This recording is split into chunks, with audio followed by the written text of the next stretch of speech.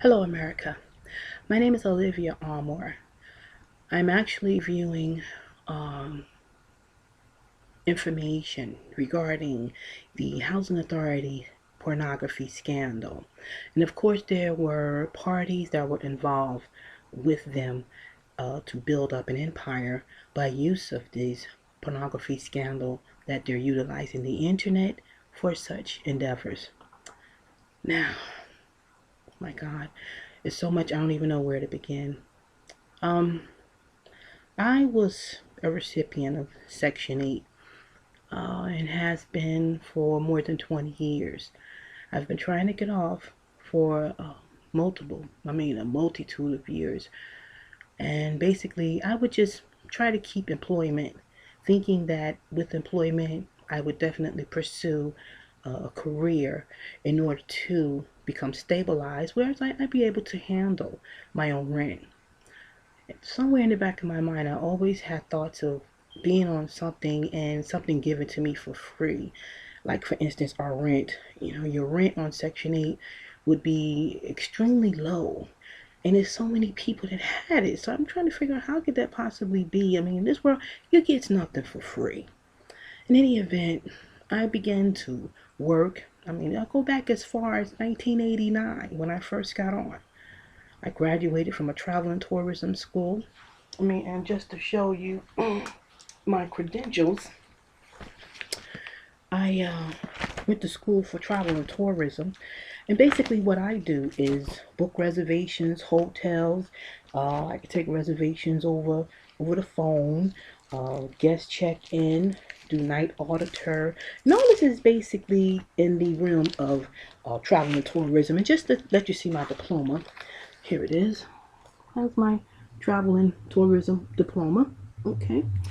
And of course, while attending that school, I received special honors. I received some credentials like certificates for, let's say, airline ticketing tariffing. Okay. And of course, this was many years ago, I will admit. And then also reservations, because when you go to school with travel and tourism, or any school for that matter, you don't necessarily forget what it is that you learn. And um, when I attended the school, I also had another credential piece certificate, and this was for the world of travel, the world of geography. Okay, and as I stated, I realized this was many, many years ago, because now I'm in my 40s. But in any event, after graduating here, Sawyer Business School is the name of the school, and it was in Elizabeth. After graduating, I began to work as hotels, front desk clerks. I used to be a travel agent of several. I used to do what is called as a night auditor. And you have some of the responsibilities of a front desk clerk. But in any event, while I was working under the jurisdiction of travel and tourism, for some apparent reason, my jobs were just going just as quick as I would find them. And now that I think back, I recall many times that every time if I had gotten a job, that job was taken from me in a matter of maybe 3 months. After that third month, it was like I had to go. I could even recall having a job before I even went here and graduated, before I attended Sawyer. I was working with a company in Newark here on 18th Avenue and 18th Street. I was much, much younger then, and it was called Meeker Management, and they were handling all the Tri-City houses up in the areas of 18th Avenue, 19th Street, Springfield Avenue, like 21st Street, and back up by 17th. But in any event, I was working for the company, and I recall them telling me one day, okay, now it's time to go. And I was thinking to myself, it's time to go? Like, what exactly did he mean by that? It's time to go. Now this was the year. It was the end of the year, and of course it was like we were celebrating. I think it was New Year's, and the time that I had spent there, it was only just a few months. It could have been no more than 3 months. In any event, I was just learning how to do accounts payable, accounts receivable. I was submitting forms in for maintenance and things like that to people, and for maintenance, the repair of tenants' apartments and things like that. But my point is I was just working and working hard, and I couldn't understand why is it that I had to leave. So of course, if you leave a job, you're going to think to yourself, well, is their tough luck, because you're there every day, you're on time, you're never late, you barely take lunch, or lunch, if you ate lunch at your desk. That's what I was doing, because I wanted to show commitment. I wanted to be there. I wanted to be stable. And that was the whole purpose of working. I've always been that way. So, okay, when he said that to me, okay, time to go, that stuck in my head, but it still didn't dawn on me anything big of it. So, okay, as years go by, years progress, I keep getting these hotel jobs, but I keep losing them, and I can't figure out why. Why do I keep losing these hotel jobs? That's not me. I'm not incapable of doing any job, because if that was so, why would they hire me in the first place? I had the credentials, I have the skills and the knowledgeability. I mean, I'm able and willing to learn whatever was needed to complete whatever task necessary as a front desk clerk or a night auditor. Why am I losing these jobs? I couldn't figure it out. Okay. Finally, I thought it was me. So then, all in between that time, I would sing all the time when I was in between jobs, and I would do shows and things of that nature, and I would be writing, and I always was a writer, because I could go back and think back as far as, let's see, 98. This was like my first commercial works of art I did in Pennsylvania. This song was called Sorry, and it was copywritten rather, right here. And the copyrights office. Okay, that is actually the original seal, which is red, and it's registered in the copyright office in Washington, D.C. So now I did that one. I did another song called Favorite Holiday. That too was in the registry of the copyrights office. So then I figured, okay, I'm writing and I could sing in between jobs, but eventually I'm going to have to go back to work, because the singing wasn't really making it for me. So I decided, well, I made enough money from the times I lost all the jobs to collect unemployment. So instead of just sitting home collecting unemployment, I decided to study a home study course. So I took up medical transcription. That took over a year, and it's very, very time consuming. It's a very tedious process, but I learned it well. I purchased all of the equipment I needed to become a successful transcriptionist, and I graduated. Now here's my diploma for that. See, I kept credentials. Now, I had to change my careers because I thought it was me that wasn't doing so well in travel and tourism. Then I figured, okay, I'll start in this. However, I started working in Pennsylvania with the medical transcription, and unfortunately I couldn't stick with that either, because for some apparent reason that wasn't doing well. And the only reason why, I wasn't really given an opportunity, because they felt as though I didn't have enough experience. But that's the first thing they usually would say to you when they don't really want you in the industry, is that a lot of times, sometimes they want to keep you down and keep you in a particular mode, so you get to know further than what their anticipations are. Although you went to school and you learned and you know what you know, that is no bearing on what it is you do know and then experience. But if they give you an opportunity, you can learn to get experience. So, okay, I didn't dwell on it. Instead, I just continued on writing songs. I wrote another song, Wandering. I copywritten that. I wrote a song, Keeping It Real. I copywritten that. And all of this stuff is always handwritten. You have to sign the certificates of registration. And I mean, I'm going to take one out so you can see what it looks like. This is, for instance, this is Wandering. Okay, you see the red seal. It's handwritten. At the bottom, everything is handwritten. Okay, and then when you turn it over on the back, you have to sign it. See, and you have to put your name and everything. And maybe if it's more than one person who's doing the song with you, you may put their name. In this case, I'm the only author. But that red seal, remember that red seal. Now, let's move on. I continue on working in the travel and tourism field, because I really do enjoy working with people. I enjoy helping people, and a lot of times when people come in from out of town and they go into a hotel room, you want to be as comfortable as possible. So you may want to provide the utmost hospitality you could possibly provide to someone who's coming into a hotel in which you're employed at, and make them as comfortable as possible. So when they do leave, they'll have something good to tell, someone about where they stayed at your hotel. So in any event, as time progressed, okay, I'm still having these issues going on about positions that I'm getting. Now I'm beginning to get to the point where is that I'm getting one job after the other, and I begin to, first it was getting me upset because I can't understand why is it that I'm working in the industry and what I went to school for, but I'm not allowed to have the job, like I'm not allowed to keep it. And that's what bothered me. I wasn't allowed to keep the job, but why not? Why am I not allowed to keep a job to take care of my children? I couldn't see myself on welfare for the rest of my life. I can't see me waiting once a month for a check and food stamps, dictating to me when I'm going to eat or feed my children. No, I just couldn't do it. So, okay, I begin to take any kind of job now because I feel like I prefer to work overall. And at this time, I'm beginning to consider like telemarketing jobs or jobs that was just like data entry, very low entry level positions. But these positions will still, they were paying fairly swell, something that I could accept and maybe get by with for a little while, but not to make it a career. In any event, when I had the last position that I held that I thought was a little low entry position that was also in Pennsylvania, that position actually was at a sort of like a telemarketing position now that I think about it. I had gotten completely upset about my last night auditor's position that I had to let go. Okay, I had to. They gonna say it was just a setback, or maybe they come up with excuses why you have to leave the position. It was never that I was disrespectful. I was late. I'm never on time. It was never I missed days. I mean, I'm having these positions taken from me, and it was none of the above. Again, what is the problem?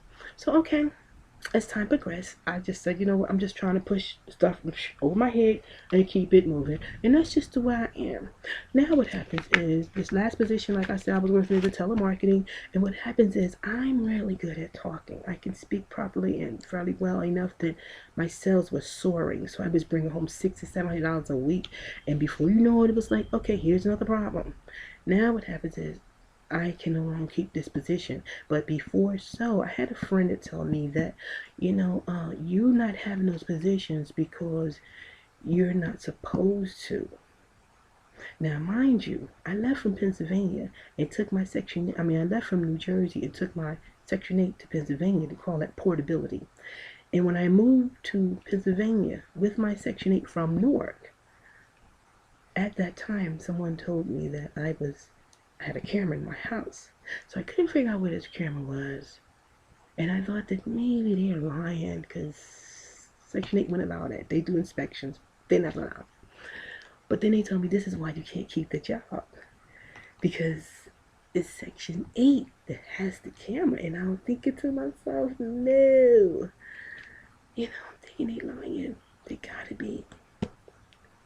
So I come home one day, even though I'm not at the hotels any longer. Now I'm at this last position in Pennsylvania, and I'm noticing that I feel uncomfortable. Men are approaching me. Men are saying bad things to me because they're being like disrespectful. It's the way they approach me. It sound like they're trying to be very I don't know, like how could I describe it? They were talking to me as if they were being provocative, like Olivia, they would say stuff like that, like they were being sexy or something like that. And I'm thinking, what is your problem? Get away from me. So it never dawned on me that they were actually seeing me in my shower in Pennsylvania, which was at 127 East Atline Street. And then who knows what they saw before I even went there. And in the event, now what happens is I come to the house, and when I realized this, I began to look at the ceiling because for some apparent reason the centerpiece of the ceiling had fallen. Now when it fell, normally if it falls, this was my computer room in Bethlehem, Pennsylvania, the centerpiece would fall, but it just wouldn't fall unless it rained. But this particular day it fell, and we didn't have rain. I couldn't figure out why this piece fell. So then I went to go put it back, and that's when I discovered all of the wiring. The wiring was running from the top of the ceiling and the ceiling light. It was connected to the light going down the wall, behind the wall paneling, and right around the corner into the bathroom. and the other one ran across the ceiling at the top and down the side of the wall, which my computer desk was there, and it was behind the computer desk. I could feel this bulkiness, and I knew that it's a socket. The socket was there, but it was something else on the behind it that I couldn't see. So I really got a loon. I got so suspicious and so uncomfortable. I decided that at that time to report it to Section 8 when I was in Pennsylvania. And I think this when I began to unravel the entire pornography scandal. Now, this is where it all starts. Now, what happens is after I go to Section 8, I report it to them, and I tell the inspector, I remember telling him, and he says, no, you know, you have to go let the representative know that this is what your discoveries were and before you do anything. But he looked so anxious, like, oh my gosh, she caught him, like she busted him. And it's just the way he looked at, like he really wanted to come and do something about it, like he was really pleased to know that somebody has caught them, and finally maybe something will get transpired, something will get done, because it seemed, I know this had been going on for many years. Anyway, I goes to her and I'm telling her that, hey, there's a cord running from my socket ceiling, and it's running behind in my bathroom. I said, so I need somebody to come out there and check it out. And she was like, well, before you make any assumptions about something like that, like your landlord is doing. I said, I never said my landlord was doing anything. I said some cords was running from my ceiling, and they're running behind my bathroom. I want the Section 8 inspector to come out there and check it out. And she was like, well, we can't do that. You have to go to the police department and file a complaint. Why would I file a complaint with them without letting you know first? So me and her, we're sort of going back and forth. This is the Section 8 representative who was my case manager in Pennsylvania, the Bethlehem, Pennsylvania. Her name was Patricia Donchez. And I'm giving names about this. I had enough of this bullshit. Now, what happens is, after we pass words to one another, then I decided, I went to the house and I told the girls, listen, I don't want none of y'all bathing in here no more. If you bathe, I want you to close the shower. No more shower, no more baths. So we closed the shower curtain and we just began to wash up. And that's what we did for several months. I'm starting to get headaches. I'm getting a little leery about this because something is wrong and I still can't pinpoint what is the problem. Now I go to my job and I'm like, you know, telling some of the girls at my job, like, you know what? There's a camera in my house, but I don't know who put it there. I don't know how to get there, and I can't get the inspector to come out to inspect. And here it is, the housing authority. You're a part of this. You're supposed to be coming out there to at least check and see if what I'm saying is you know, will suffice enough to at least pursue a police officer or something like that. But no, it wouldn't come out. So after me and her, we talked about it, and I said, okay, let me just drop it, you know. So I didn't want to talk about it to anyone else there because it was just me and this young lady. And then I went back home, and then, like I said, we continued on just showering. Not showering, we continued just washing up instead of showering or bathing in the tub. Didn't use the bathtub at all for at least probably, 2 months? Oh my God, that was terrible. Anyway, I felt so uncomfortable. I just was ready to go. Now, I goes to, no, it's near Thanksgiving. It's near Thanksgiving. And my brother comes up and he says, well, you know what? I want you to come down and have Thanksgiving with us. And I was like, okay, good. Because this is right around the time I'm getting tense. I'm getting headaches. I'm feeling really uneasy about living in the house now because I noticed that this had happened. So I goes down here with him and have Thanksgiving. But before he came, I had already started my Thanksgiving dinner, and I had mustard greens on the stove. I remember cooking this. It was 2 whole stuffing, 2 whole chickens with stuffing, mustard greens, and I was cooking like starting my dinner. And when he came up to ask me this, like, he'll do that, just come out of nowhere, just come on down and have dinner. And I'm like, I already started my dinner already. So he's like, okay, look, just come on, put that stuff in the refrigerator, eat it when you come back, yada yada. Okay, fine. So I put everything up. I just bought the greens down with me because I love my mustard greens. So okay, we go down. We had a nice Thanksgiving. But while I was there, I asked him before I came back. I was like, you know, I feel a little uneasy up there. There's something's wrong, and I don't know what it is. So I said, do you think you and Jack would mind if me and my girls came and stay with y'all until I move back down here? And they was like, no problem. Him and his girlfriend Jackie. So okay, I go back home now.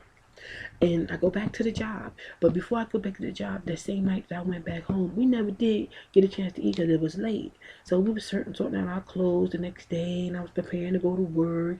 I went to work. And that day now, I look, in the ladies' bathroom, and Lord have mercy, what do I see? Somebody went in there and took the ceiling of the ladies' bathroom and pulled it to the side so I could see cords running up there as if to let me know this is supposed to be.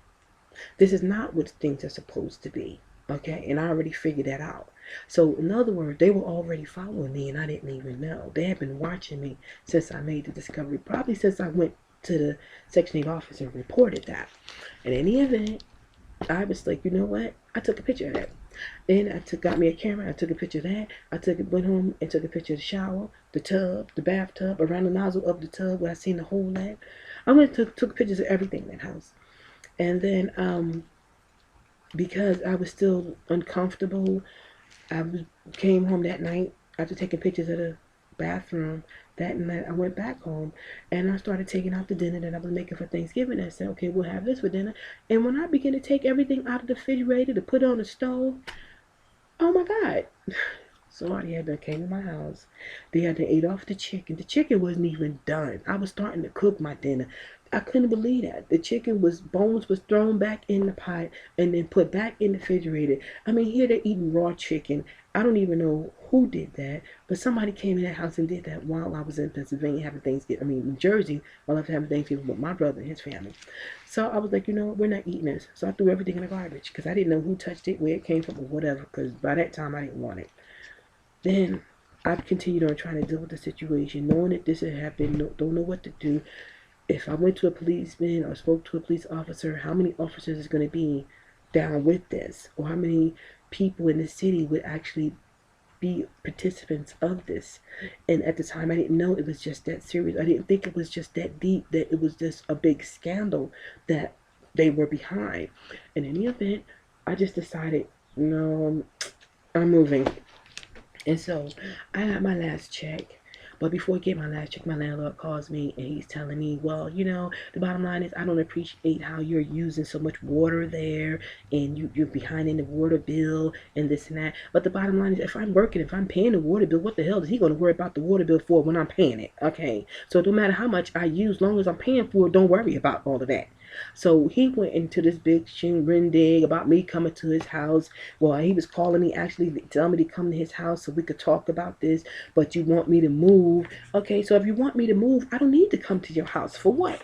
And then he was like, well, basically, I just want to sit down and talk. I was calling to ask you to invite you and your children to my house for dinner and all this crap. And I'm saying, you know what? Okay.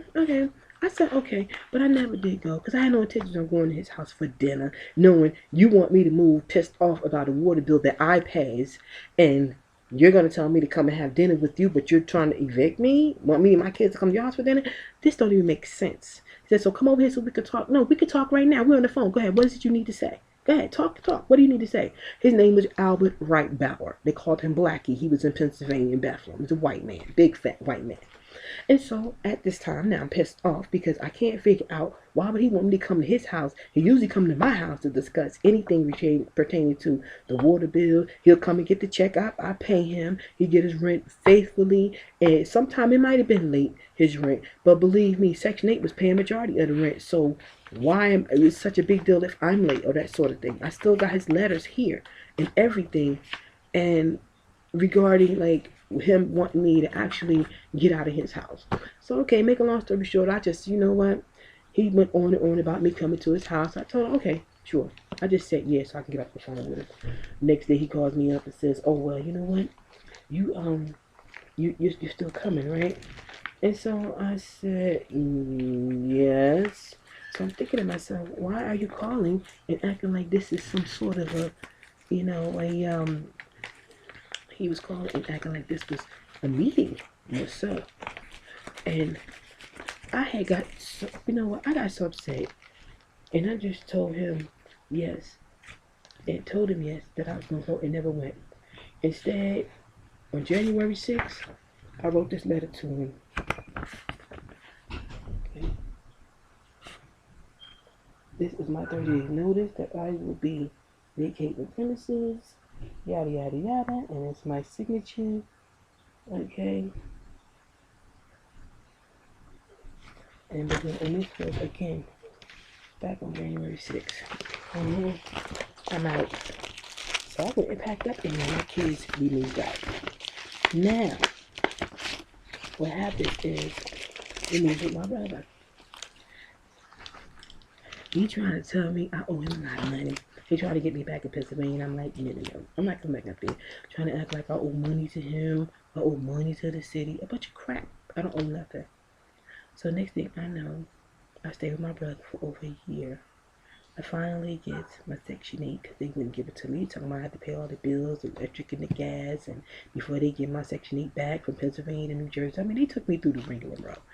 But anyway, they finally did give it to me, and I moved to an apartment over here on Brookdale Avenue, which was 104. Now, when I get over there, I get a job, and I mean, make a long story short, before I did that, let me back something up. I was living with my brother. This right here is a letter, okay? You see that address? All right. Let's say Philadelphia, Pennsylvania. Dear Mr. Green, okay? That letter that I written was basically to talk about what went on in Pennsylvania. And as I was talking to Mr. Green, actually I was talking to anybody from the FBI department. I didn't care who it was. And when I began to talk to them, I was telling them about the scandal for what there was pornography going on in Bethlehem, Pennsylvania. It wasn't sure how many people was involved. I knew Section 8 had something to do with it, but they wouldn't investigate or anything. They was ignoring me. So I was actually writing a letter in for help, because even on the last page, my last page when I wrote the letter, I said, as you can see, I'm going to highlight it. Yeah, there it is. I don't even know if my brothers and sisters are safe or something to that effect. Okay, you see that? You see that?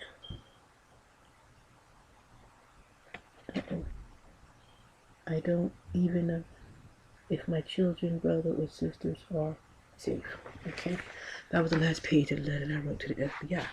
And what happens is, they write me back. And this is, he writes back, as you can see. You see that? Okay? Now this comes from, let's go down to the bottom down here. Whose name is that? Robert S. Mueller III. He's the director. And if you pay close attention to the letter, you'll see that I'm telling them about the phone being tapped, because I started noticing that. I'm telling them about the post office. He had very little to say about that. I'm telling them about the pornography scandal. Now, in here, even though I'm talking about some sort of pornography scandal, in here, in this entire letter, it doesn't even mention a pornography scandal. It doesn't mention who to talk to. Okay? That was from the FBI. They never mentioned who to talk to, who to go see, who I should ask for, or anything like that. Instead, they act as if, well, if you need some sort of protection, we're not apt to protect you, considering that. Let's see, what did he put in here? We're not. Let me see. If you believe your mail is being tampered with, for instance, it's saying you may wish to contact the chief postal inspector. Additionally, if you have any concerns for the safety of you and your family, it should be brought to the attention of the local, state, or local law enforcement officers or enforcement authorities. FBI does not have the legal authority to provide you and your family with personal protection. Okay, but although he said you can go to the police department, although he said that I can see who's tampering my lines, because my phone was tapped at one time, and I knew that because I was working and somebody overheard the conversation. It was repeated back to me without them being in the presence of that conversation. So therefore, I knew my phone was tapped, and that was also mentioned in the letter. The pornography was mentioned, the phone tapping was mentioned, and also my mail tampering was mentioned, and all that was completely ignored. Cries for help. Then, while I was discussing in my letter to the FBI about all of these concerns or these issues I was addressing, and I had already had my Section 8 that was returned to me, and I winded up moving to 104 Brookdale, I find out that, lo and behold, now they're in my Yahoo email. They're trying to keep tabs on anybody I email, when I email to someone, if someone emails to me, that sort of thing. So just to let you see right here, this email, this was the first one I got. Now on this email, see that date? It says Thursday. Let me see. Wait a minute. I'm not good at this. I'm really not. Let me see. Where am I? Oh, wrong side. Okay, so here. Right there it is.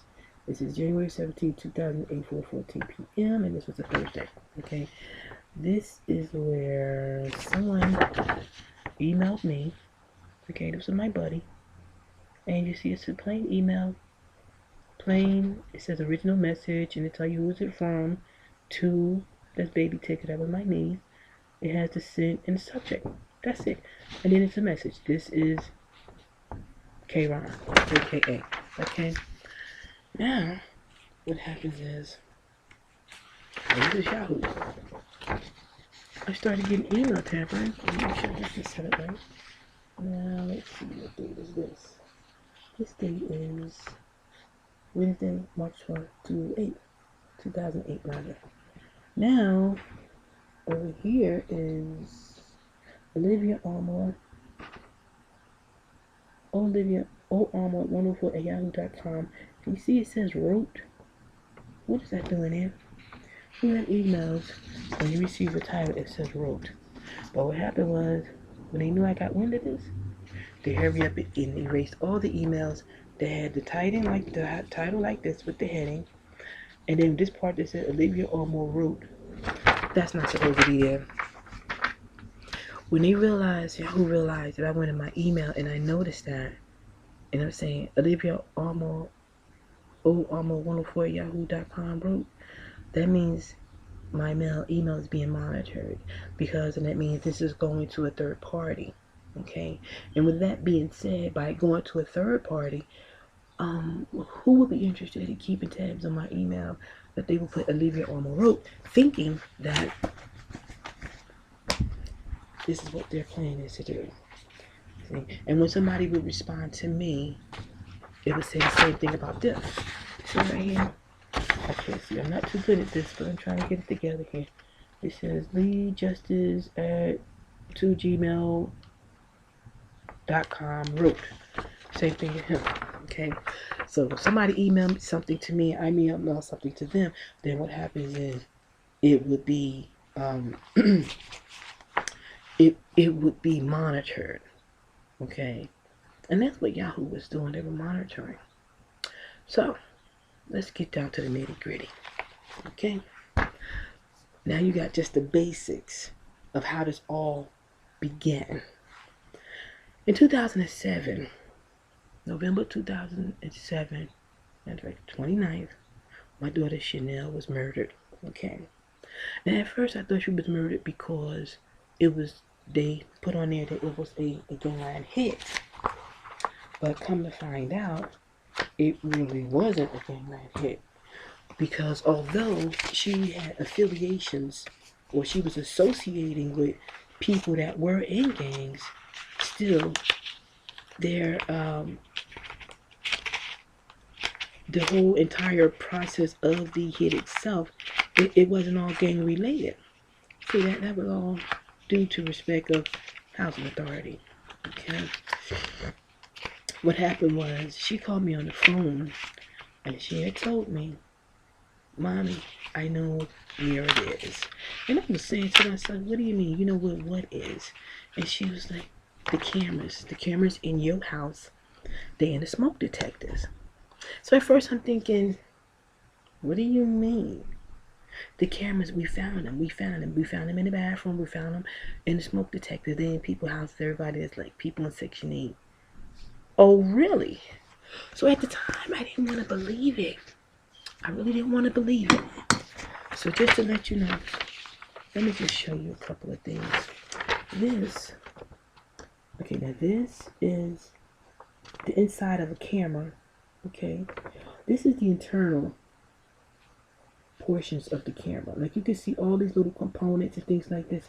This is a vision. This is what makes the camera capabilities able to take camera, so you can see the visions of a person or whatever picture that you're taking. Like this is the motherboard itself, and again, this is the internal part of a camera.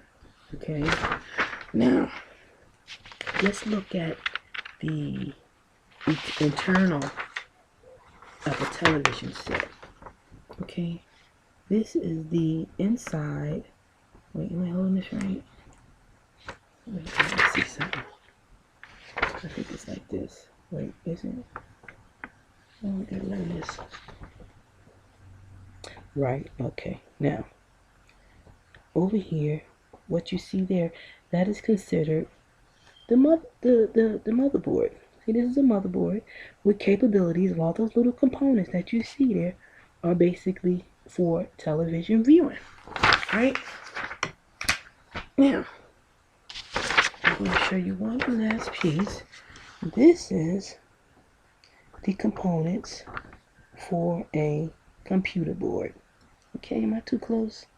I don't think so. Okay, as you can see down here, where it says the audio section, you see those jibs there? Those are very familiar. Those very same jibs is inside my smoke detectors. Okay, and basically with this is the motherboard that's inside a computer. This audio section assists in hearing for a motherboard in your computer. All of what you see here, all of the different components, the small components that is needed to operate a computer effectively, is all in here. Okay, so let's make sure you see that really close up. Wait, do I have that right? I'm not good at this, but I'm trying. Okay, now let's get back to my child. Now my oldest daughter tells me, she says, "Mommy," when she's telling me she found the smoke detectors, I'm thinking, you can't be telling the truth, because they don't do stuff like that. Now I'm gonna hold you up right now. These are 3 different smoke detectors. Okay. Now the first one, this one was in my living room. Okay. This one, as you can see, was in my bedroom, right? And this one was in my kids' room. Okay, 3 detectives. Because housing authority attorneys try to act like, oh, well, didn't have 3, it was just 1 I was showing repeatedly. No, we're going to show you right now. I'm going to show you right now, because this is what's going to go to their attorneys. This is the one, this was in the living room. As you can see, I have these 2 still in my hand. Okay, and this is the 3rd one. Let me just pull it apart again. Okay, there we go. Now, this is the way they look inside. This is the motherboard. You have sound capabilities. And you remember that piece we saw in the computer? If I'm not mistaken, there it is right there. It helps with sound. But this one right there, I believe is the camera. Okay? And that was in my living room. Okay? Now, we have, this way. That's the living room. 2 more. Okay. Let you see the one that was in my bedroom. Same thing. Wait, let me get it right. Wait, this way. Hold it. There we go. Same thing. Look at the jibs. This little piece over here, right there. I don't even know what that is for. I don't know if that's a speaker. Is that the camera? But I'm almost sure this could be the camera right there. Okay. And then, last but not least, we have this one. Now, let me tell you something about this one. This one is spanking brand new. This is probably, I'm going to assume this is for sound, to help in sound capabilities. This one right here has that little jib again. assist with sound, and this probably the camera. Okay, but this is what's placed in my children's bedroom. Okay, now I'm gonna close them all back.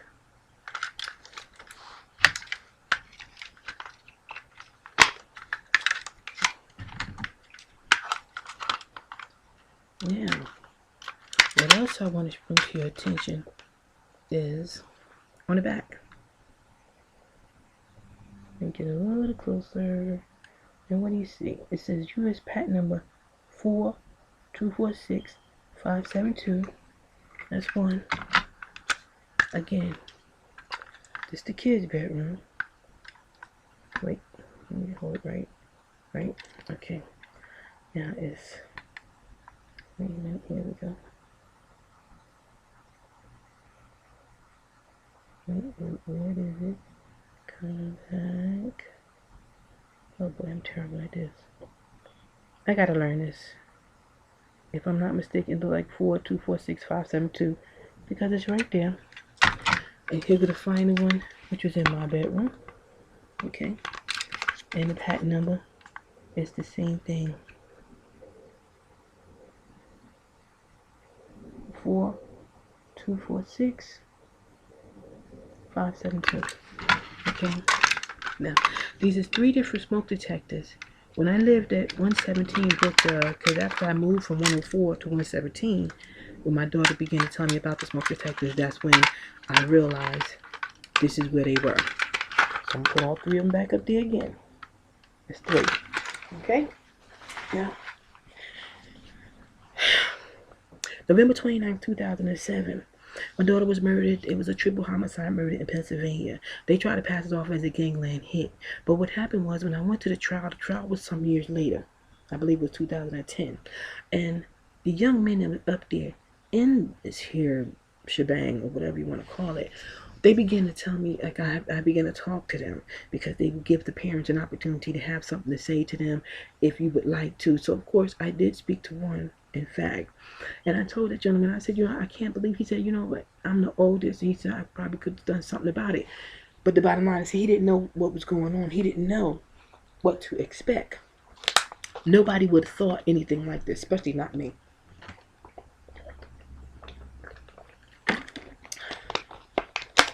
But I left out important detail. Let me back it up. When I lived at 104 Brookdale, I had some young men come over there, and I lived on the first floor, and we had a really fairly nice sized backyard. And some young men come over there one day and mow the lawn. And when they mowed the lawn, they really did a good job. So that way my youngers can go out and play, And then I had the back window, so I was able to look out the back window to keep my eye on and stuff like that, So all the friends would go back there, and they would have a nice time, just have a ball, come back sweating, smelling like a little puppy. Anyway, after they mowed the lawn, they left. The following day, she went out, do it again, played, and have some fun. And she come back, and I hear some kids out there, and I hear them tuffling back and forth, like, that's mine, that's mine. Oh, let me see, let me see, let me see. And something said, wait a minute, let you see, what is it you need to, wait a minute. I got up so I could see what is it that they want to see, that I could hear them tussling back and forth. Well, it just so happened somebody had planted a shotgun in my backyard. It was a very old shotgun. It looked like it was made of wood or something. It was really, really old. I mean, it was so old that I know a lot of these young guys, even if it was guys were shooting back then, doing a lot of shooting, whatever the case may be, they weren't carrying guns like this. This was some sort of antique that people would take and hang on their wall, or maybe collect a collection of guns or something like that. But anyway, the kids, her and her little friend, got to tussling, playing with it, and thank God nobody got shot. But I did call the cops, had them come out and retrieve the gun. Before doing so, I did ask a couple of guys around. I was like, look, you guys had a gun in my backyard. They're like, no, we don't put guns in people's backyards. And I was like, well, are you sure? Because I had to call the cops. They got to get that thing out of here, So he was like, no, we don't have no gun in your backyard. I said, okay. Because, after a while you be around these guys, you start knowing them and they respect you. Okay. Next thing I know, all of a sudden I start finding out that, I called the cops, had them come and pick the gun up. They never gave me nothing in writing. They never gave me nothing stating that they came out, and there was 2 cops. And I mean, we were joking about the gun, like, oh my God, it's so old. It's like, damn you, boom dings, ha. We were laughing. Didn't take it seriously. Didn't think nothing of it. I just didn't think anything of it. But anyway, after they had took the gun, I never heard anything else about it. I never went and got a police report or anything. I never did anything or said anything else about it. I just was like, Jazzy, you know, from now on, if you see a gun, please don't touch it. Don't put your hands on it, because I don't know where that gun been. We don't know who had that gun or where it came from. And you should know better. You don't even play with it. She said, we were just tussling and playing with it. And I could hear them, so I know she wasn't lying about that. And he's like, okay, fine. Now, again, when we go back to, we moved from 104 Brookdale Avenue, 104 to 117, which happened to be a few houses up from 104 and on the other side of the street. So, okay, we moved over there, and then, you know, my daughter is wondering, well, before I left 104, my daughter kept coming down wondering why I left Pennsylvania. I never would tell her why, and I didn't want her to know because I was embarrassed. You know, I knew that somebody had been watching me bathe and douche and use the bathroom and read Bibles and be naked and whatever I did in the shower. You know, I knew that somebody was watching me. Matter of fact, it was more than somebody. It was somebody's with an S plural. So I was embarrassed about all that, and I didn't want to tell her why I left. But I finally revealed it to her because she just kept coming every time she came to visit me, because I moved back down and she stayed up there. She kept coming back down, asking me over and over and over, mommy, why you move, and I just kept ignoring her like, oh boy, you know, until one day I just, you know what, okay, fine. I finally told her. And when I told her why I moved, she said, oh my God. I said, Chanel, you know, you can't go around telling people this, because I'm trying to figure out what to do. I really didn't know what to do, because who do you tell that an organization has you on pornography and you don't want to be on it? You're trying to work, and they're trying to keep you from working and being employed because they want you to work. Their idea of working is you having sex with your man so they can put you on the internet. So therefore, if you got a job, they would lose money. So financially, they wasn't trying to hear you working. I didn't know that's what the deal was. Okay. Now, my daughter goes back home, and I guess she must have thought about what I told her, and the issues that was going on before I left was up there after all. And I thought that's where it was, up there. So when I came here to Jersey, I thought my hand was done and over with, and I thought it was up there. Well, come to find out, it came from here, carried up there, and we came back. So that meant it is state to state.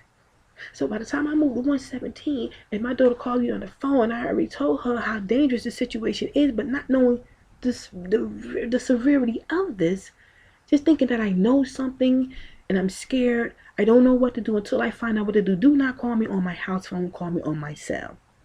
She called me on the house phone. Now, mind you, Verizon had recorded our conversation. When they recorded the conversation, they messed around and they put something on my phone, and it connected to the girl on the second floor. So every time her phone rang, mine rung. And when mine would ring, hers rung. So we both would be on the phone at the same time saying hello, hello, hello. And I couldn't figure that out. But that's what it was. They had put something on my phone and it ruined both our lines, and it was connecting us. So that's what the big error was, how I really caught that in the beginning. Didn't know. In any event, I was in the midst of clearing my credit report while this was going on. And as I was clearing up my credit report, come to find out, Verizon had gave me, because I had, wait, let me back up. First I had a home phone. Okay, and when I had a home phone, Verizon sent me a letter for disconnection. They was going to turn off my phone. Okay, fine, I can't afford it, so I got to sell. Turn it off, you know. So I was fine, I ain't going to pay it, turn it off. So I thought they had turned it off. But instead what happened was they had fixed the issue between me and the girl's phone. And then all of a sudden, because I thought the phone was off, it rung. And I was, whoa, what is this going on? So I'm thinking to myself, like, I don't know, should I call them and tell them that the phone's still on? Or just roll with the flow, because I really could still use it for a job, because I began to start looking for jobs at this time. And while I'm looking for jobs, I decided, you know what, I'm gonna go ahead and let it just stay on and just go ahead and use it and try to get me a job and use the phone number for that purpose. And while I was doing that, the phone had accumulated an amount. The amount it had accumulated was at least up to about, I don't know, like about $174. So I get a shut-off notice. And I'm like, wait a second. How do I get another shut-off notice for a service that I never, agreed to in the first place? But then, okay, fine. You want to shut me up again? Go ahead, So I'm thinking they're going to turn it off. Instead, what they does is let the phone stay on again. I'm like, wait a minute. I have to be the luckiest person in the world, or something is going on. Now, no sooner, no sooner all this was going on, while this was going on, I'm thinking, okay, where did that bill go? They just sent me a disconnection notice, and I'm thinking, okay, I know I already got one because that was the first one. But when they let me have this service the first time, where did that bill go? Okay, because I already didn't agree to it, although I may have used it. I put it on for jobs for me to seek employment. But however, where did the bill go? Disappeared. So, okay, I'm thinking to myself, all right, I'm not going to go on and on about it. And I'm thinking, I'm just going to go ahead and just deal with it. So what happens is, now the first bill that I had, I paid it in full. Because this is it right here. See, that's with Verizon. The bill is paid in full. Okay? You see that? And that number was, as you can see, that was 973-375-0663. You see that number there? Okay. Now, I had my number changed because this guy he was sort of playing on my bill at the time, and I was a little upset. So while I was cleaning up my credit report, these was just a few of the things on it, and as I was clearing it, you can see some zeros on there. You can see that say 205. That was the last bill I actually had from, I believe that was from, what does that say? Oh, one of the companies that I had. Okay, 205. And then you see this 20, that's a 0. And you see that right there? That was an old phone bill that I had with them, which is that one that I just showed you. Paid in full, 973-375-0663. And you see that 172? That means I paid it. Okay? All this is paid in full. So I basically was clearing up my credit report. Now I get a new number, 973-375-7041. Okay? And when I got that number, I had decided I'm going to go ahead and clear up all my bills. So that's what I did. Clear my entire credit report. See? It's 0 all the way down for everything. Now I have nothing on my credit report. Plain zeros, right? Now, the first time, like I said, they gave me this, a free service. Might as well say a free service with Verizon. And when they gave me the free service, I couldn't figure out where that bill went, like I said. And so after that bill disappeared, and then they gave me service again. Now this time, I'm really leery. I was leery the first time, but I was like a little iffy. But now I'm really leery because here they're issuing it to me again, and I couldn't understand why. Mind you, my daughter didn't tell me about the cameras until this bill right here. Now, when they gave it to me the second time, that's when she called and revealed to me that, Mommy, I know where the cameras are. I found them. The cameras on the smoke detectors. Okay. Now, when she called to tell me that the second time, I was like, wait a second. They left the phone on again, and that time it recorded our conversation. So if they left the phone on a second time, somewhere, somehow, the phone call was recorded and it was given to Housing Authority. But more importantly, where did that bill go? Next thing I know, look here. Looked at my credit report, and there they are. Both of the bills, one for 172 and one for 125. But if you look a little bit to the side, you'll see the dates. You see those dates? And you see the last entry on the second one? November of 2007. Mind you, that's when my daughter was murdered. November of 2007. Now, I'm pointing this out because the bottom line is, now, for them to take that bill, put it on my credit report, both of them, by the way, and my daughter gets murdered, then what happens is, what they want me to do is pay for her execution. You set my daughter up to be killed, and you put it on my credit report, want me to pay for her execution that Housing Authority did that you're partnered with? Really? Now tell me if they don't have a lot of nerves, okay? They use the internet to completely ruin me, ruin my credit, ruin my reputation, ruined my name. Okay? Tried to murder my youngest. Remember the gun over there? I didn't know that was sort of a warning. I guess that was their way of warning me, like, don't talk about this, or don't worry about the pornography scandal, because this will be a result, maybe me coming after your kids and things like that. I mean, think about this. Here it is. We are adults. I'm having an argument with you, or maybe you don't like what I'm saying and this and that, but this is between me and you. Why are you going after my kids? Okay, why would you go after my kids? That shows the coward in you. Not only are you a coward, but you turn around, you into pornography. That means you were like no more than a little jive, light ass peeping Tom.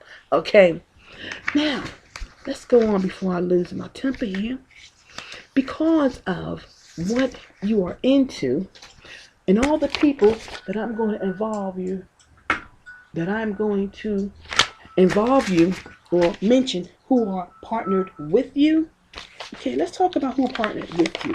First of all, when I wrote the letter to the FBI and they ignored it, okay, Mr. Robert S. Mueller III, who happens to be the director of the FBI, he says, oh, well, he doesn't know or get involved with things that probably has something to do with the enforcement or police authorities in your local neighborhood. No, we're talking about RICO. Okay, which is racketeering, influence, corrupt organization. That's what that means. And when we're talking about something like that, normally you were supposed to be jumping on that in a heartbeat. Okay, now instead you ignored it. You act as if there's nothing you can do about it. Okay, I'm not gonna argue about it, but we're gonna talk about everybody who participated in the death of my daughter. We're going to talk about what it's like to be exposed and utilized for financial gain. Now, let's talk about PSC&G. They participated. So now, we got Housing Authority and we got Verizon. That's two. All right. Here's the third one. Now, PSC&G, their role was to allow you to live in your apartment. No matter how high your bill got, it didn't matter because they partnered with Section 8. They partnered with LIHEAP, and LIHEAP in turn is in partner with Section 8. And I have all the information right here. Now, what PSC&G do, it didn't matter how high your bill got.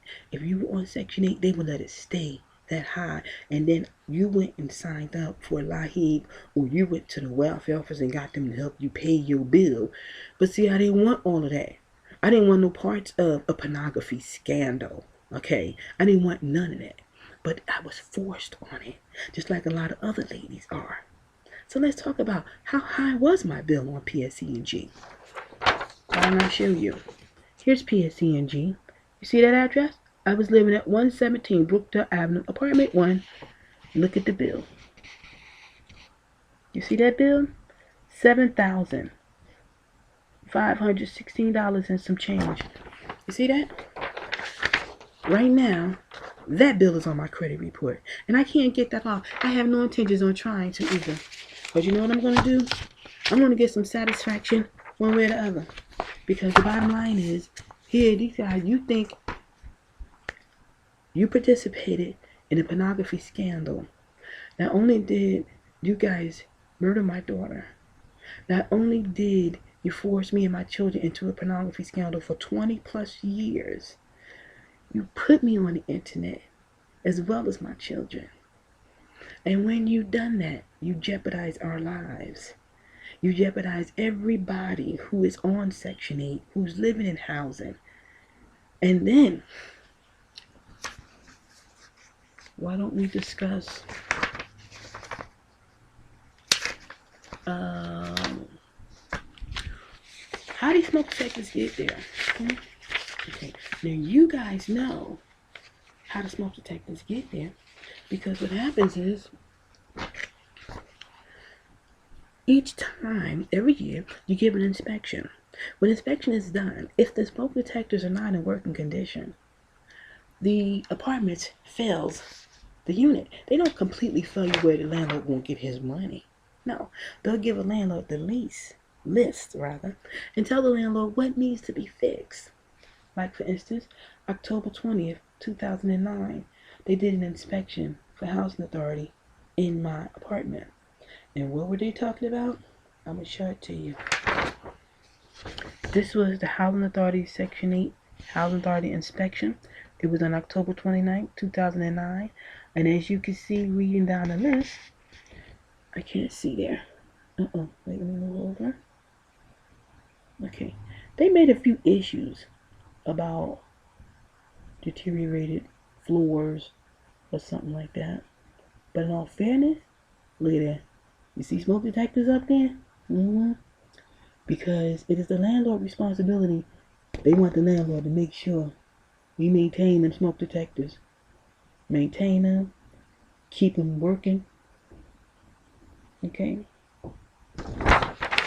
Now, they gave him this list.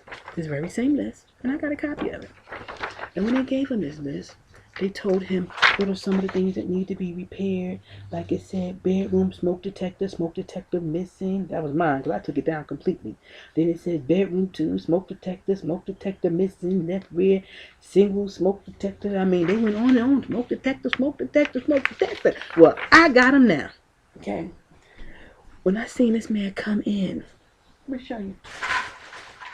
This how Sean Clark, the Essex County, no, let's rephrase that. The Newark, New Jersey, Essex County Prosecutor's Office investigator, Sean Clark, was a landlord at 117 Brookdale Avenue. I rented an apartment from him.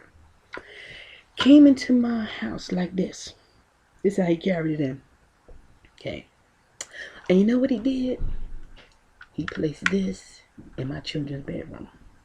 And then he proceeded in my bedroom to replace a simple battery. Because that's all I did was took the battery out. But out of their bedroom, no, I took the battery out of theirs and I took mine down altogether. So he was like, no, you have to put them back up and this and that. And I was like, no, I don't want them smoke detectors in here. The smoke detectors, remind you, they were in every room of the house. In the bedroom. Okay?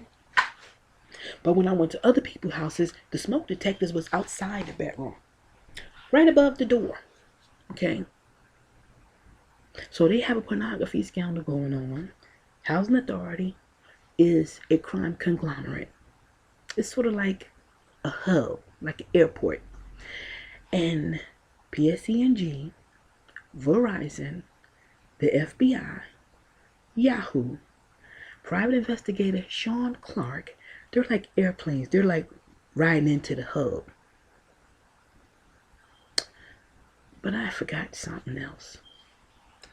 Let's talk about the post office. Okay.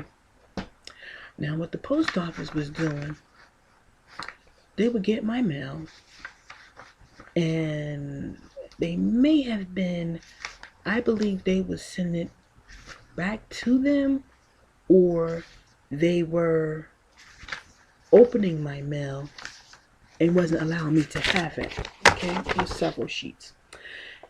Now, because I had difficulty, every time I would get a job, they would take the jobs from me. Or I'd have to leave the jobs with no explanations. Sometimes they say it's temporary, and then it would be just that.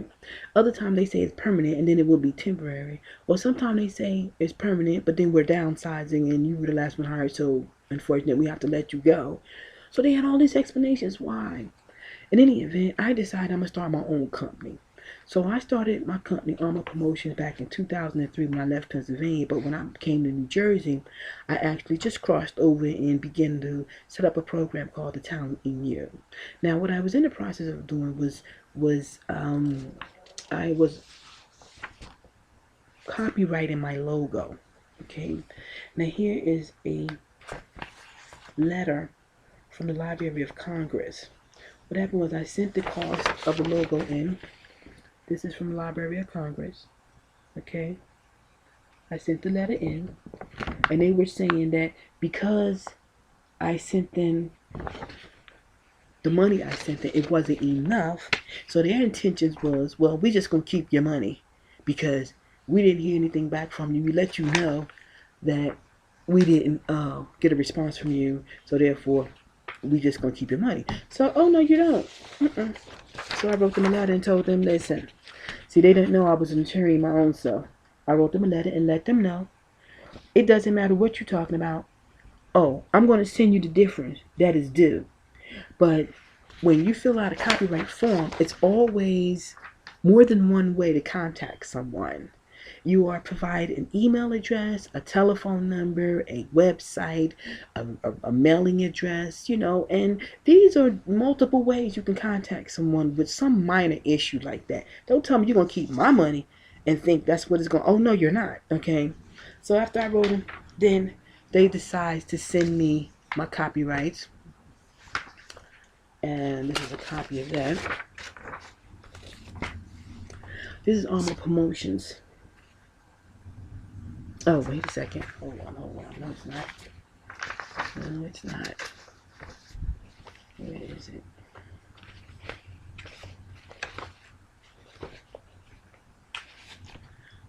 Oh, no, that's not it. Come on. Where did it go?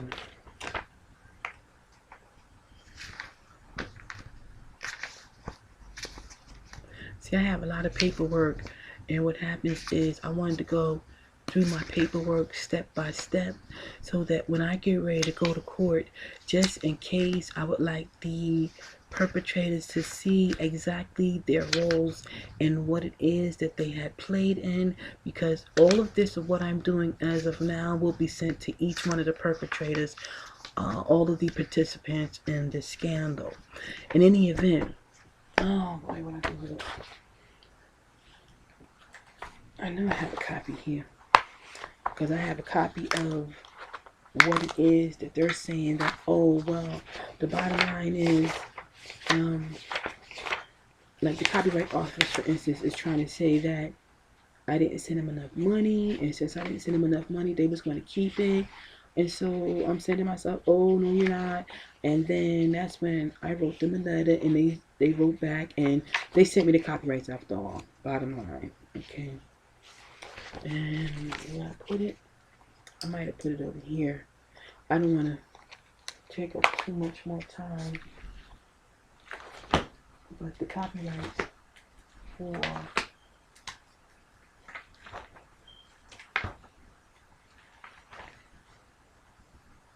yeah, here it goes.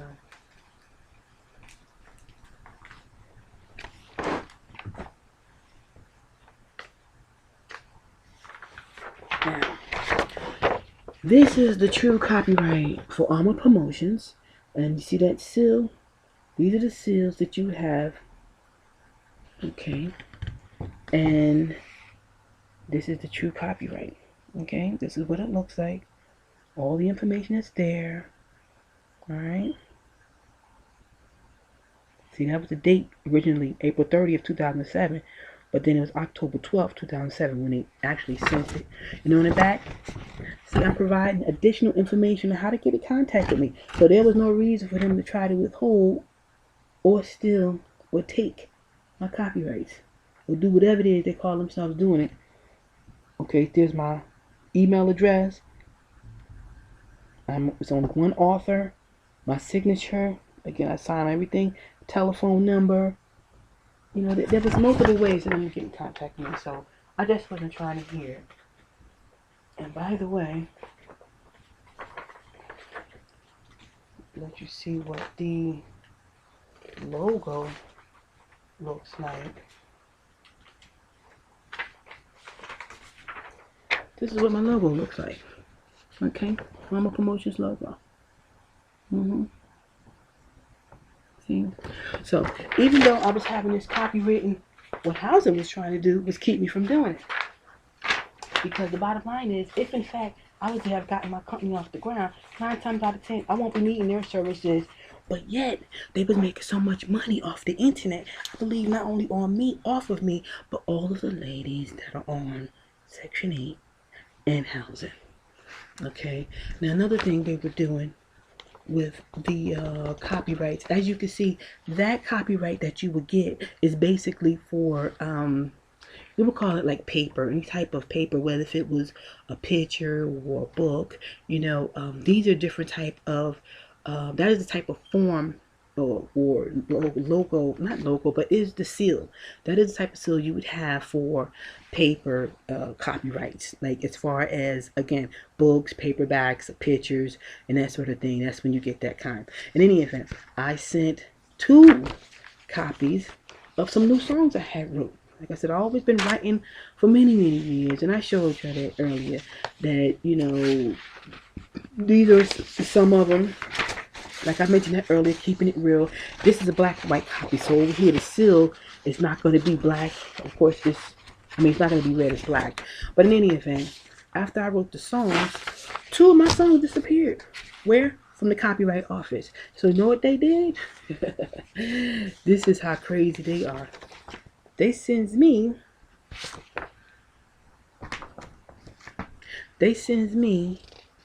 2 songs on the paper that is used for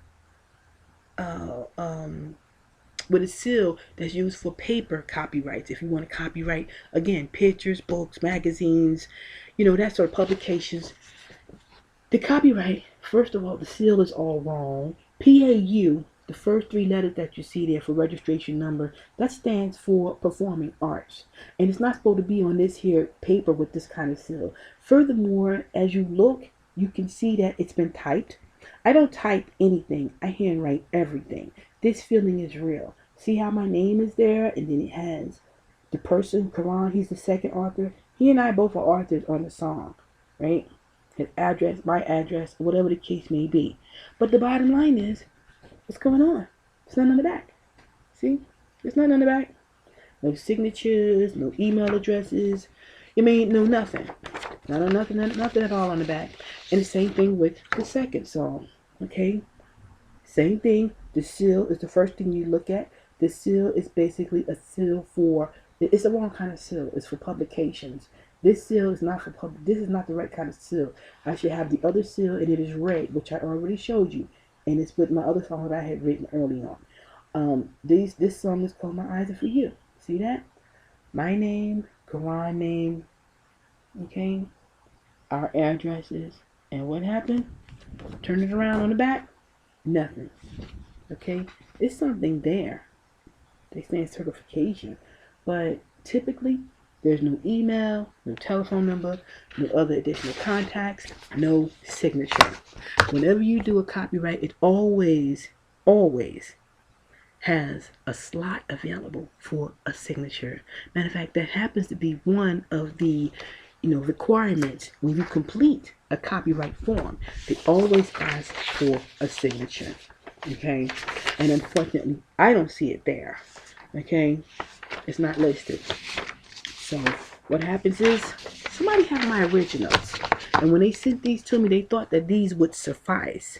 But little do they know, I pay very close attention to detail. I watches everything, and I watches everyone, and I know what they did. So they can keep that a secret, but the secret is about to be out on all of them, because you all going to pay for what you've done. Okay, those are my copyrights for songs that I wrote, and not only that, I wrote the songs. I sing the lead vocals.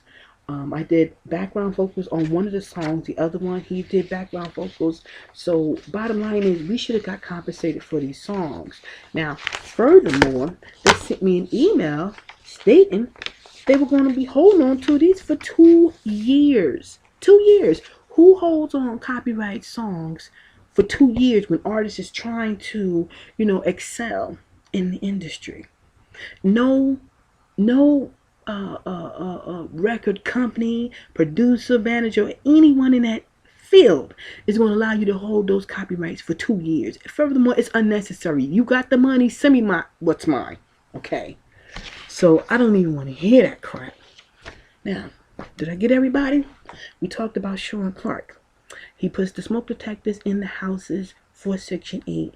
So when he put them in there, he makes sure that they are maintained, they're in great locations, and of course for videotaping. Okay. For that, he gets compensation. They send him on trips to the Bahamas, to the Caribbean, different places. How very nice. Bravo. But you ain't nothing. Okay. And furthermore, we talked about Verizon. Verizon was the ones that recorded the phone conversation. They in turn provided to Housing Authority. Housing Authority put forth the plan, and what did they do? Murder my daughter. Okay. Now when they murdered her, had her murdered, okay, I know they're gonna play it off. But see, they made a big mistake. Because when they had her murdered, they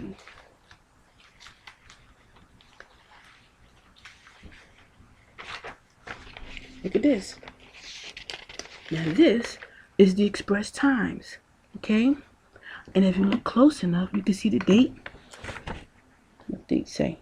The date say Saturday, December the 8th, 2007.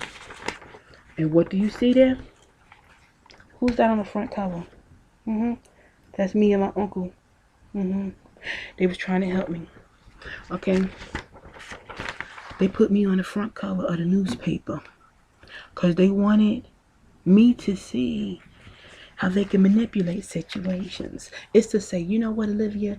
Well, since your daughter told you what smoke detectors are, we're going to murder her. But we're going to let you see this is what we're capable of doing. Okay. Slap right in my face. All right.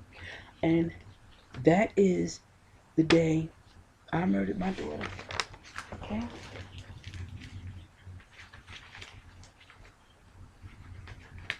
Now these things, you don't forget stuff like this. No. None of this will not be forgotten. Furthermore, they're not even going to get away with it. Okay. Now, what else I need to tell you?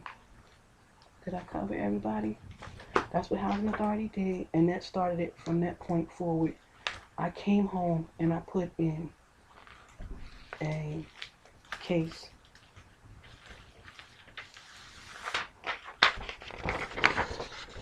This is what was in the newspaper up there. This was all across the screens. This was all across all the papers in Pennsylvania. I mean, this case was a big deal. It was a triple homicide murder. Okay. And Chanel, my daughter Chanel, is in the middle. Okay. Now, I'm asking for a fair hearing.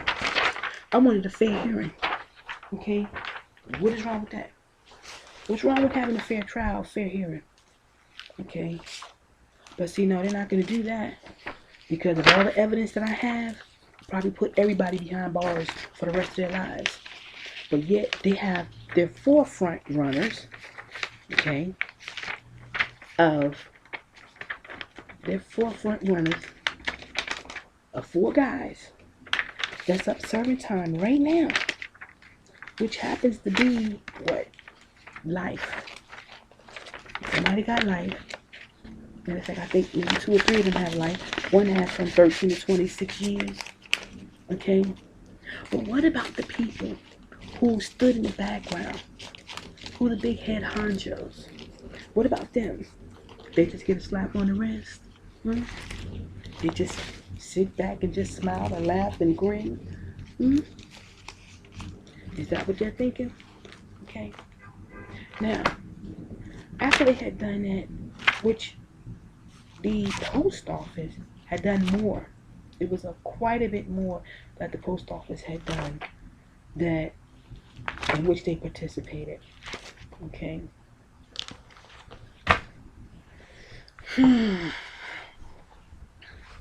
Now, the post office was responsible for all the intake of all my mail, delivery in any mail that I had that was relating to me having any type of funding or any kind of funds that I would be either a beneficiary to someone or money's owed to me or money's given to me. They would release my mail. Okay, they would hold it, and maybe they would just forward it to Housing Authority. They felt as though they had the right to dictate as to when I would get my mail, and if so, how often. They also had another piece of evidence that I had, whereas that I started my company and I talked to a gentleman from the New Jersey network, and this gentleman had stated that he had no problem with actually um, he had no problem with viewing my talent program, because it was Channel 13, New Jersey Network, and what it was, he was going to critique it just to tell me if he thought it would be feasible to put it on their channel. So I got some of my best artists together and I reorganized the CD, the disc, the DVD, and I sent it to them. And when I sent it to them, for some apparent reason, it never reached him. Okay, instead, it came back in an envelope that I provided, because I sent it with a DVD. I sent a little note to him, and I sent it in a self-addressed stamped envelope. So that's way, this way, when he was done, he could just forward it back to me in that envelope. But anyway, when I got it back, instead of the mail going through the proper channels, you know, your proper protocols. If it's going through the post office have a protocol like stamping process and sealing and things like that that it have to go through. And unfortunately, no, that didn't happen. Okay. Now, what happened was, it came back to me with the little note that I sent, the envelope, and then the DVD. And it was nothing that showed it had been through the mail. It was nothing that showed it had went through the process of the U.S. Postal Service whatsoever. But how did it wind up in my mailbox? Now that's the thing. That means somebody from the post office went in my mail and possibly provided to a third party, aka Housing Authority. And after they went in my mail, they must have reviewed it, saw what it was, and just gave it back to me, as if so that I would think that, oh, well, they must have didn't want to view the program. So at this time, in the beginning, I didn't know whether I should just call Mr. Gentleman up or whatever the case may be. And I said, you know what? I'm not going to worry about it. Okay? Because I found out how I could put my program on the air without the assistance of NJN. So I didn't need their assistance. That was just going to be another outlet.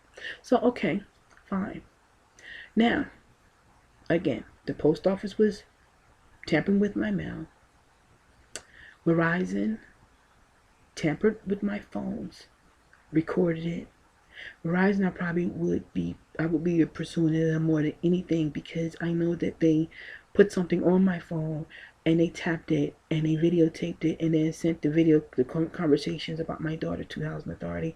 So I really hold them greatly responsible for my daughter's death, along with Housing Authority and everyone else participating. But Verizon more so, because they were the front runners. They were the ones who actually did the videotaping of the conversation. Now, the PSENG, oh boy, you actually would allow someone's bill to get that high, and then they want you to pay for it, yet they'll let it get that high, knowing that you don't have the funding to pay for it, because they knew that housing wouldn't allow you to work. So when is it that they anticipate you paying for it? They're not going to let you work to pay for it. How's it supposed to get paid for? No, instead they'll put in your credit report and ruin your credit instead. So PSENG, Verizon, let's go back. Housing Authority, PSENG, Verizon, the FBI, Yahoo, Sean Clark, the private investigator, the Copyright Office, United States Copyright Office. Did I mention the post office? I don't know if I did or I mentioned it twice. But in any event, of all the parties that were involved, these are all the parties who participated, and this is what they're doing even now. So keeping women from working, keeping a lot of women from excelling in life, if in fact they had any intention or any goals whatsoever that they would like to pursue.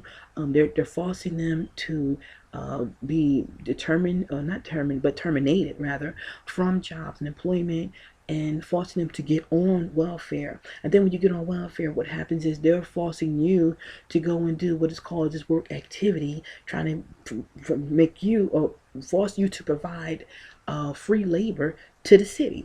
So now let's get this straight.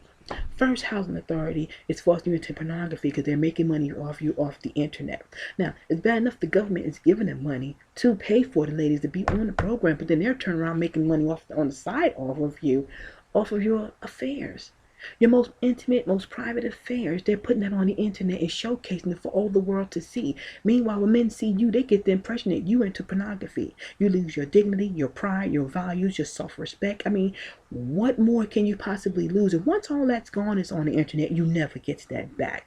Now, Verizon knows this is what they're doing. They've been doing it for many, many years. I caught them, and now they murdered my daughter behind it. No, you're going to pay for that.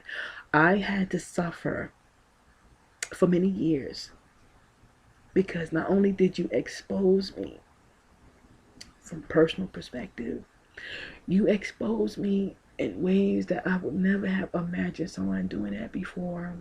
And then top it off, I'm in a different mindset.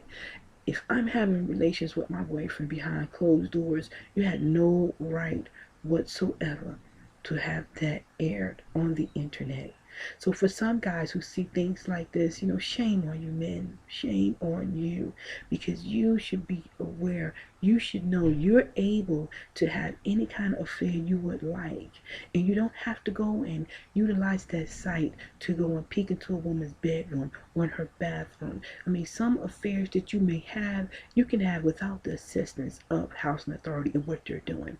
Now, they're killing just to please you from a fantasy perspective, and all this is financial gain on their end because you're helping them get rich and become big. And when they get so big and out of control, there's nothing nobody can do. Well, they're not going to stop me because just like you want me on the internet, they all participated. I'm going to say it again. FBI Robert S. Mueller III, Robert S. Mueller III, FBI director. He knew about it, did nothing about it, whether if it was on cyberspace, he knew about RICO, he knew all about this whole thing. He did nothing. Yet my daughter died. She had to die because why? I wanted to work. I wanted to care for them properly. I wanted to provide for them, assure them hard work and perseverance pays off. And you mean to tell me my daughter had to die because of that? Robert S. Mueller III, shame on you. Sean Clark, I don't know what to say about you, brother. And it's sad because here you a black man. And you're right here in Newark. You see what's going on and you participate with this? Okay, shame definitely on you. Okay. The Verizon, you out here, you making all this money with phones and advancing high technology type equipment and things of that nature, and you mean to tell me you're going to below yourself or below your standards for a pornography scandal? All of y'all is nothing but perverts. And then PSENG, I don't know what to say about you. You should really be shameful because here you are supposed to be responsible so people can count on you for light so they could be able to see and have gas in their house so they can cook properly, and you're participating in something to help them videotape women for their own financial gain. How much money is you getting paid? And then when you do get paid, I mean, this don't even make no sense. Oh, and by the way, I saw your little commercial, sort of begging like, oh, well, this is what PSCNG does. It's sort of like you're letting me know what you do because you don't want your name to be exploited. You don't want to be exposed. You don't want to be told or talked about. Well, guess what? Neither did I. I didn't want to be on nobody's internet. I didn't want to be a part of nobody's pornography scandal. So just like y'all exploited me, you ruined my life. You took everything from me. You took my daughter away from me. Well, now all of y'all, each and every one of you will see exactly what it's like. Let me see. Who else did I miss? I think I might. Did I get everybody? Oh, Yahoo. Yahoo, you have an obligation that when somebody opens up and wanting to utilize electronic mail through your services, see, you're supposed to be having this privacy thing going on. And from a confidentiality perspective, you had no business providing my information to a third party. I am appalled by everybody who participated with this, and you should be ashamed of yourself as well, Yahoo. So how much did they pay you to participate with this? You too will be a part of it. You escalated it, you helped it, you was a part of it, you will get the same thing. Who else? Did I miss anybody? Verizon, PSCNG, Yahoo, the post office. Now, I've been paying attention lately about that post office. Now they want to cut back and say, oh, we're going to stop delivering mail on Saturdays. Yeah, well, you know what? You ought not to. Matter of fact, if you cut back on some of them salaries, you could be able to do something on a Saturday. But better yet, if you don't participate with things like with this pornography scandal going on, then you would be in a much better position. Not only that, but I definitely am so ashamed of you, because that means anything I've done, when I sent out mail came back untampered, not tampered, but it was unprocessed. It didn't go all through all the proper channels, the proper protocol. So therefore, you guys are wholly responsible. I mean, all of y'all have committed, oh my God, so many laws you have broken. All of you, each and every one of you, from Verizon, PSE&G, Yahoo, the U.S. Post Office, the Copyrights Office, Sean Clark, an FBI director, and more importantly, Housing Authority. All of you. Now, when I get done with this right here, I'm going to be sure that this is shown virally. Okay, I wanted to go to London. I wanted to go to Tsinghua. We're going to send it over to China. We're going to send this all the places where that you feel like your company makes a difference. What you do in this city makes a difference. But how you exploit people, how you ruin people's lives, do you think that that's part of making a difference? Okay. To put cameras in my children's bedrooms, you violated them. All of you. Now, I know this is the last thing you probably would want, is to be exposed. After what has happened, I would never in a million years wish this on nobody's children, on your wife, your daughters, your sisters. No woman at all should have to go through something like this. But what you have done is something that cannot be forgotten. So I'm not going to end this right here. Because what we're going to do, we're going to take this. And before I go and send this out to different places so that many people can see exactly what I've said, what I've shared, I think that I'm going to give you guys a little time to make your decision. Because I still should be compensated despite of what you think. I don't care what you're doing. I don't care what it takes. Right now, after what y'all have done, it's just so embarrassing, so humiliating. I mean, my grandson becomes a full-grown adult, something like this will still be floating around. He might come back to me and say, Grandma, I seen you on the internet. What am I to tell him? What am I to say to him? How can you explain to your children that you had nothing to do with pornography scandal, but it's right there, it's on the camera? I saw it. I couldn't believe what I saw. And while y'all all sat back and you laughed about it, I felt like you had your foot on my back and I couldn't stand up. I felt like the way you treated me, everything that y'all had did was something that is just so unforgivable. But I would still never wish this on any member of your families. One day I'll find in my heart to forgive the situation. I have to forgive the boys that killed my daughter. But what about you? That means you still get to walk away. Somehow, some way, it has to be known. It has to be. When I first filed my case against Housing Authority in January, was it January? No, January when the case started, Pennsylvania, for my daughter. January 2010. It was April 2010. I filed my claim against you. When I submitted all my evidence to the courthouse, you know what Judge Rena did? Dismissed the case.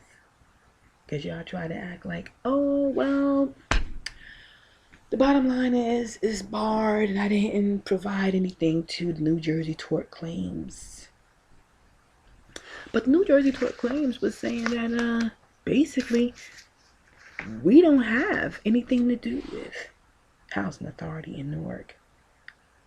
They also said it wasn't necessary to bring it to their attention about Housing Authority because Housing Authority has nothing to do with them. Now, at first I thought that don't sound right. The New Jersey Tort. It's called the New Jersey Department of Treasury Division or Risk Management. This is how they got over. My case was dismissed because they used this. This states, this is from the New Jersey Department of Treasury Division of Risk Management. Okay. And they addressed me right there. And it states that I had 90 days to put in the claim. 90 days to put in the claim. Right? But here's the deal. Look at the yellow part. In addition, it says a review of your I can't even see what that say. In the yellow part, this is the New Jersey Claims Act. It said there's no need to put the Attorney General on notice relative to this claim. No need to. So how will my case be dismissed based on this action when this action said there's no need to put them on claim? In other words, you can sue based on this. But now they're trying to say, no, you can't. So, we are on our way to, all this information is being sent to the Supreme Court. There will be an answer, one way or the other. I can't let it go. I can't. And if I don't get no rest because of this, guess what? I won't get no rest. But we're going to finish this. Oh yeah. Because I feel like you've taken every job I've had. If I wanted to make something of myself, if I wanted to pursue anything at all, you've taken it from me. Every job, every opportunity, you've taken from me. You shut my business down. Went to Verizon and had them transfer my calls and make it seem like my phone was disconnected. I was wondering why I couldn't get business. See, as long as you have Verizon under the belt, you can do a lot of undermined things, whether with me or anyone else in the community. You can stop a lot of opportunities for people. You did that. And last but not least, I found out you put an implant in me. You won't let me go get an x-ray. I noticed that. You won't let me go get an x-ray. I can't take and see a medical doctor, get results or medication if I need it. That's why you won't let me get that x-ray. Because you know, just as well as I know, you implanted one in me. And it's making me sick. Very sick. You may have implanted one of my children. And right now, I'm not allowed to get an x-ray. I even went to the judge. Asked the judge.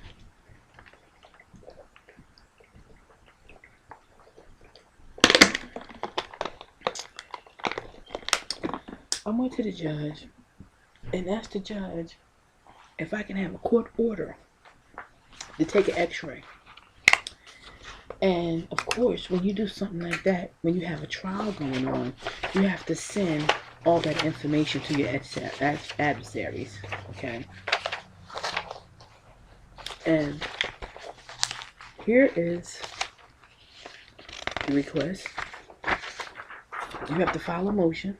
I filed a motion, a request to take an X-ray. Okay, and right after that, what happened? I gave him explanations why. Felt sick in the whole nine. And what happened? This company. This is housing authorities attorneys. Preston Wilkins, Martin and Rodriguez. This is what they had to say about me taking an X-ray. Okay? And this is so sad because here it is. They know deep down inside they putting implants in people. And when they put implants in you, what happens is it gets you sick. Now there's a couple ladies that I know of that was on Section 8 who actually died, and they weren't even 40 years of age. And matter of fact, now that I think back, I remember this lady that lived underneath me on Elizabeth Avenue. This young girl, I know her name is her mom. So I know her mom passed away. And then there was somebody else, because now a lot of the ladies here in Newark are really getting sick now. And I can't figure out what it was, but it's like they're implanting transmitters in ladies. Okay, and when they put these implants in you, like for some ladies, I believe they are putting them in internally, and that's what's causing the illnesses. But in any event, this right here is the letter. You see what it said from Thomas Vina? He was saying he denied it. Okay, he denied it for me to take an X-ray, but it took for them. I can't even get it out. The defendants to write a letter to the judge to say, well, it's no need for her to utilize the court system in order to take an X-ray. You want an X-ray? Go take an X-ray, because it's not that simple. You go take an X-ray, they won't get you records. Something's gonna go wrong because it already happened. I did it already. And either the technician, he gets a little nervous. He doesn't want to X-ray you where you're talking about you have pain, okay? Because that's what happened to me. And when I went back to go get the results, I couldn't get the results, okay? So I know something is wrong, and I'm not allowed to get X-ray. I'm not allowed to get the results. I'm not allowed to get medication. And what else? I forget. Some of the ladies who are on Section 8, what do they know? It's a lifetime commitment. When I went to get off, it took me practically 3 months. 3 months to get off Section 8. When I got off, because somebody had provided me with information on how to get off, how about they fired that woman? Her name is Miss Patricia Madison. They fired her because she told another young lady to tell me that I had to sign a termination form in order to get off Section 8. And I was like, what? Are you serious? Yes. They fired this lady. And that is sad because she told me how to get off. Now, you know what? There is repercussions to people who are on Section 8. For instance, I don't even want to call it, let me rephrase that, not repercussions, but Section 8 is detrimental to your health. And I'm going to tell you why. This case here, this is a case, okay, see that? This is a case, Kimberly Dixon. She's a plaintiff, and it is against Newark Housing Authority. His name is Albert Foster, okay? Albert Foster was a Section 8 inspector. He raped her while she was in the next room. While she was in the next room with her kids, this man had the audacity to rape her with her kids howling in the next room. They could hear her howling and screaming. You know what that's like? But how would he know to do this? See, he had access by going to these apartments to inspect them. So while he's inspecting these apartments with these ladies, he knew who the ladies were. Because what Section 8 does, they target young girls. They target all the young ladies and keep you on it all your life. So since you're going to be on it all your life, this is why they put the implants in you, to keep up with your whereabouts at all times. Now, this right here,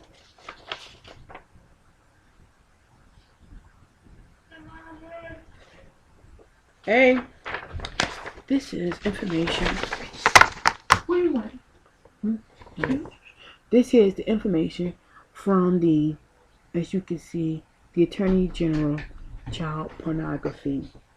Okay, as you can see, it's the Office of the Attorney General. And as you scroll further down, you'll see it's discussing the former General Counsel for North Housing Authority is charged with possession of child pornography, Division of Criminal Justice. What that means is that they caught a man in Housing Authority, Section 8, okay, who actually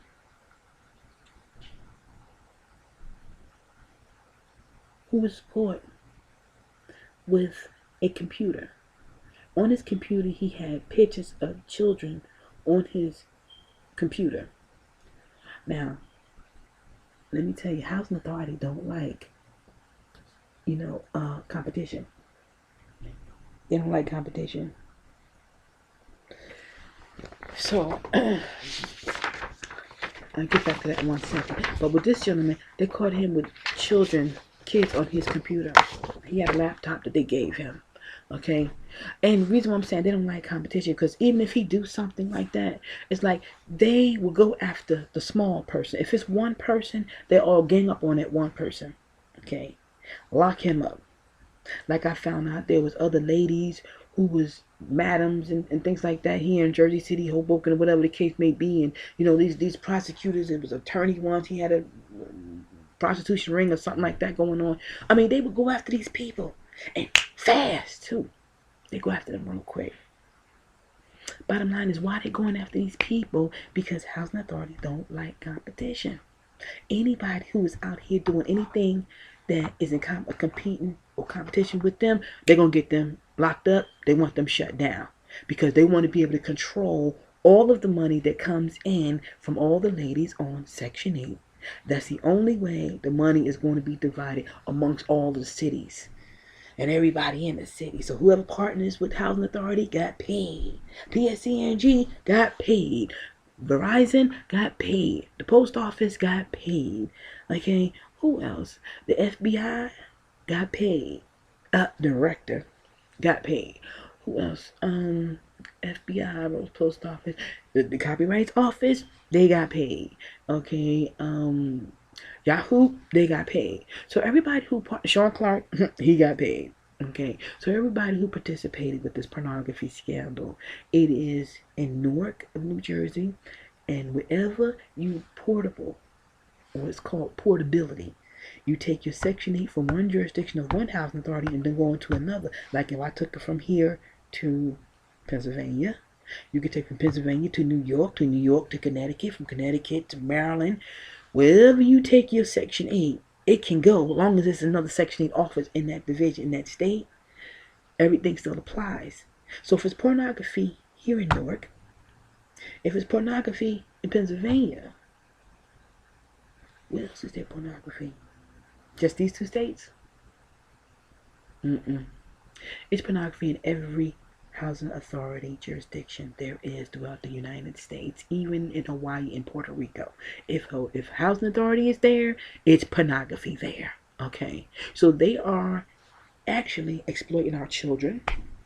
They're exploiting the women. They're exploiting some of you men. But a lot of you men have jumped on board. And then I try to figure out how they're doing this. I mean, they came up with the most, oh man, a scientific. I mean, it's a madness there's a method to their madness. And their ideology is like over my head, so far and beyond. Like, who would think to go this route? Because I knew there had to be, you got some subscription business set up. They have an entire system, operation set out. So before I leave this earth, before I go anywhere, we're going to fight this. And I'll make sure to make it well known exactly who you are. Each and every one of you will be exploited. The same way you exploited me. The same way you put my children on the internet. The same way you had me on somebody's desktop. You know how embarrassing that is. You know how humiliating that is. I've never cried so much in all of my days. I have done so much crying. And the last but not least, to rape my children. To rape my girls. How dare you? How dare you rape my girls? Not only did you rape them, but then you killed them. What? Psychologically, what is wrong with you people? What? And you participate in the pornography scandal like it is all right. I have more material. Unfortunately, I don't have it all together the way I would like it. I buried my daughter, but I am still in mourning about it. Because I don't feel like everybody who participated has been caught. I don't feel like it's over with, because still I have to go through all of the traumatizing situation that has occurred. I have to go through deal with all the trauma of what has happened to her. And then it's like it just beats me up, because I feel like to a certain degree I'm at fault. I came to you, Housing Authority, because I needed help. Came to you for help. Looking for somewhere to live. But instead what you do is take that as an advantage for yourself. It's like you were to seek. I was prey to you. I'm just a piece of meat to you. And you looked at me like, okay, a lot of guys like me. You can make money off me. You can put me on the internet. I'm on somebody's desktop. You making money. Financially, you gain quite a bit. And when you begin to share, who did you share with? You didn't share with none of the people that was poor. No, you begin to partner with businesses and give money to them and try to think you're doing something to give back to the community. Oh, goody. You want to promote a healthy community. That's your idea of promoting a healthy community, huh? I'm done. So, there is more to talk about. I'm not going to talk about it no more. I'm through with everything I had to say. Housing Authority, Verizon, PSE&G, the U.S. Post Office, the Copyright Office, the FBI, Sean Clark, and Yahoo. All 8 of you. Look forward to this. Look forward to hearing this. And you're going to hear it a lot. Because the same way I was destroyed. I don't want your daughters destroyed. I don't want your mothers destroyed. I don't want your aunts, your grandmothers destroyed. I don't want no women in your family destroyed. This videotape is just aimed at you.